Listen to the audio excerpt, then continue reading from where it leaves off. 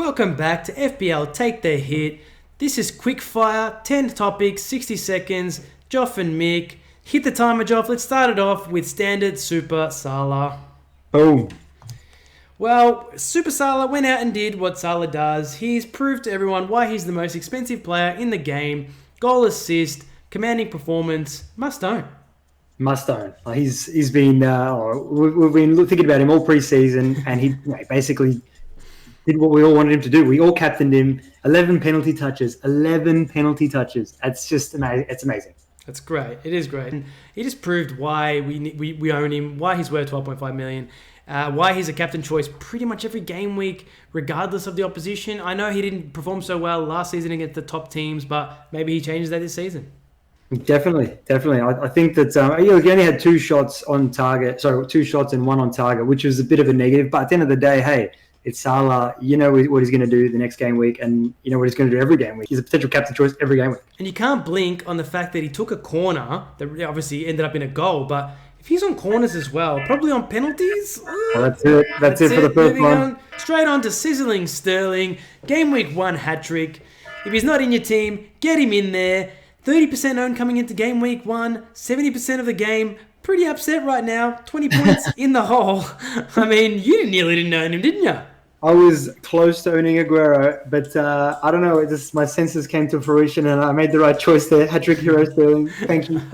You would be a sad man right now. But that's the thing, though. City can just do City things. Put 5 past West Ham. I don't really rate that West Ham defense, though. So I mean, it's gonna be see what happens with this West Ham defense. But still, City, Sterling, must-owns right along Salah. Amazing. I mean, look quickly on a Sterling. 11 penalty touches. 4 shots, all in the box, all on target. That's just amazing stats for that first game week. Could have had the assist, which the VAR killed him. Ooh. Could have had the penalty, which Aguero killed him. So Aguero got it eventually after the second attempt, but that's all right. So yeah, could have finished with something like 27 points if everything went his way on the day. But 20 points is enough. I think that's pretty handy anyway. All right, well that's it. That's it. Moving on to Kane, late show now. Harry Kane turned up. I mean, 13 points, got himself a brace, 8 shots, 6 in the box, 2 on target, 12 pen touches, but it was against Aston Villa at home. So take that into account when you're thinking about bringing in Harry Kane this week. He's going to stumble into your team, is he, Mick? No chance. No, not yet. No way. I am not owning 3 premium players. I'm not doing it. Not yet. Eventually, maybe, you can move a few things around, maybe bring Ross Barkley in or something like that. But no, right now, the Kane can stay out of my team. Good. Yeah, I'm happy for everyone that actually brought Kane in. Well done. Big hand to yourself for bringing in Harry Kane and getting those 13 points. But he ain't going to score that every week. And next week, he ain't going to score nothing. He ain't going to score shit next week. You're just anti-Kane. For me, I'm pro-Kane. The guy's a freak. 8 shots, 6 in the box. What a legend. 12 penalty touches in his first game week. The guy he wanted his goals. He was patient. He waited to the 86th minute, got his double. I don't own him. I will own him one of these days. Yeah, good luck to you, mate. I mean, I can see why. I mean, that's it. That's all. Okay, moving on to the premiums that all performed this week. They all did it. 3 of them got 10 plus points. Aubameyang got 6 or something. Yeah. But just caution. Just show caution. It's not going to happen every week. I get it. Premium players are going to deliver a lot, but the sacrifice you got to make to bring in 3 premium players right now when we don't know the lay of the land, too much for me. Fair enough. Hey, look, I'm still in the court that if you can make it work, if you can make your 3 premiums work with a few of the finer players that can get points. Obviously, it's early, but and like you said, the lay of the land will be discovered soon. But yeah, man, hey, it worked this week. They got a few people got over 100 points. Like it's pretty big double. It's like a double game week in game week 1. It's random. That's it. I mean, that's the thing though. If you really want to play Dendonka and Greenwood in your starting 11, by all means, do that. But that's not for me. Not for me. Sorry. Are you sure? No. I think no. that Kane, like I said, he could find his way into my team one of these days. It could happen. All right, let's move on. The next one. Alisson injury. Adrian. That's what Klopp was saying on the bench, wasn't he? Mate, what does this mean for the Liverpool defense? I'm not worried. Are you worried? I'm not worried.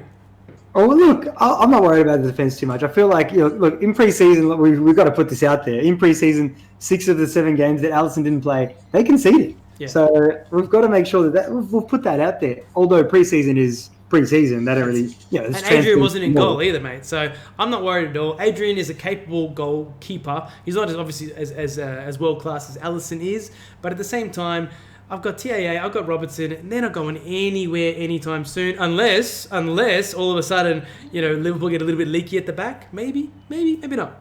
Maybe not. Oh, look, for me, it's something that Adrian's more of an enabler. If I want to, go walkabouts with my Kane wanting, I could downgrade, obviously, one of my defenders, get Adrian in, get Kane in. But to be continued, I'm not going to say that right now. This is just early thinking.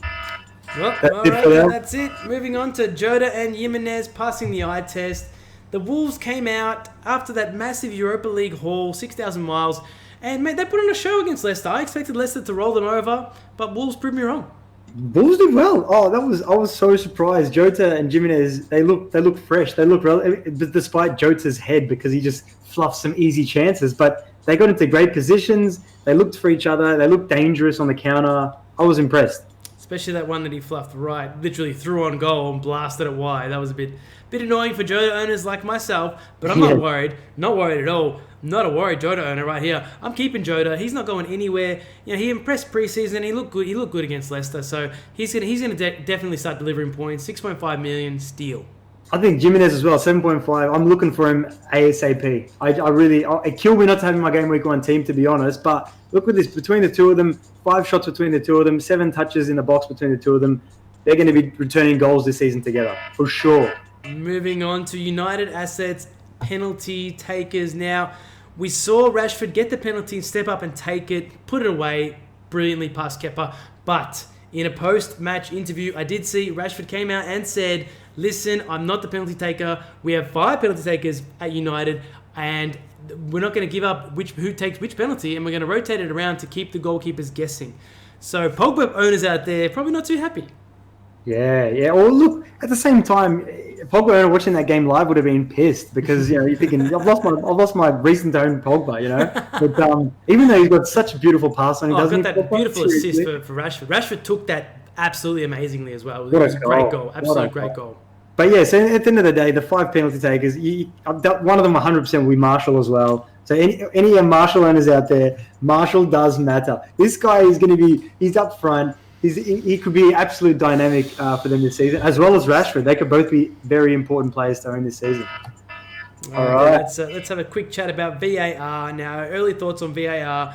My first taste of VAR since the World Cup was in that City game. A lot of stops, a lot of movement around the VAR, but I did find it a lot smoother. It didn't lag too much. But obviously that Jesus goal ruled off offside. Sterling's freaking nose a little bit too long. You know what I mean? So this is going to happen though. It was my first taste, and I could just tell. Okay, there's going to be a lot of disallowed goals. Don't celebrate too soon. Just let it happen, and then this is what VAR is going to do. Yeah, that's it. There was 3 overturned decisions this season that were pretty important. Obviously, the Gabriel goal, the Dendoncker goal, which would have pissed off a few people because of that slight handball, and obviously the penalty retake. So the Aguero retake with Fabianski, it's something that everyone's going to have to learn because there's going to be no encroachments, and even the commentator was saying that Fabianski was off his line, so there was 2 reasons for that to be retaken. So it's just with the VAR, we've got to be patient, and it's better than what it was at the beginning of the Serie A. I can tell you that much, everybody. Moving on to Hold That Tranny, featuring the Cherries. Now, we all own Bournemouth players. Well, most of us do, because of their early fixtures. Sheffield went out and put on a bit of a staunch defensive performance, so do not lose your head. I get it. You're upset. I'm upset. Your mum's upset. Bournemouth didn't score enough against Sheffield, but King, Wilson, Fraser owners, don't lose your mind. Don't lose your cool. They're playing Villa next week. They're going to score goals. Oh, that was just a nice. You got that out of your system. You all right now? You're good? Few deep breaths, chill out. I'm with him though, man. Hold your transfer unless there's something drastic you need to do. Like I don't want to say anything because Bernardo Silva is probably the only one that I'd probably take out because that's he's 8 million. I wouldn't have started with him to be honest, but and obviously Alisson as well. So just if you can hold a tranny, just do it. You should do it because then you've got 2 free transfers for that 3rd game week. You can take out your Bournemouth players. You know what I mean? And they've obviously got a hard fixture for that 3rd game. So there it is. That'll do it for this one. Sound advice there, mate. Sound advice. Let's move on to the last point. 4 million defenders. Lundstrom, Kelly, Hanley, Rico, mate. these players that, what are they doing in your team? Like, I put Lundstrom in because of the preseason. I thought he was going to get some minutes. He ended up getting a bonus point, 90 minutes. I'm happy with him. Rest of them, I'm not happy with. You're not happy? Not happy with them? Look, they're playing, man. They're playing. Look, at the end of the day...